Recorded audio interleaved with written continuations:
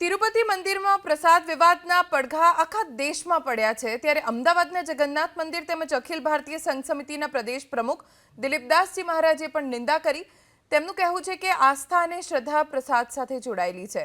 આપણે મંદિરે નથી જઈ શકતા પણ કોઈ પ્રસાદ આપે તો પણ મંદિર ગયા સમાન છે। તિરુપતિ બાલાજી વિષ્ણુનું સૌથી મોટું સ્વરૂપ છે, પ્રસાદમાં આવું ન બનવું જોઈએ। પ્રસાદનો આપણા શાસ્ત્રોક્ત પ્રમાણે સનાતન પરંપરામાં ખૂબ મહિમા રહેલો છે। એમ કહેવાય છે કે ભગવાનનો પ્રસાદનો એક કણ પણ આપણને જો મળી જાય તો આપણું જીવન ધન્ય થઈ જતું હોય છે, એવું આપણે માનતા હોય છે। એટલી આસ્થા અને શ્રદ્ધા પ્રસાદ સાથે આપણે જોડાયેલી છે।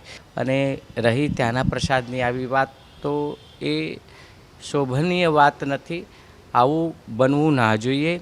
પ્રસાદનો ખૂબ મહિમા રહેલો છે અને એની સાથે પ્રસાદ સાથે કોઈ પણ ધર્મસ્થાન હોય કે સંસ્થા હોય કે ગમે તે હોય, આવા ચેષ્ટાવાળા કાર્ય નહીં કરવા જોઈએ, એવું અમારું માનવું છે।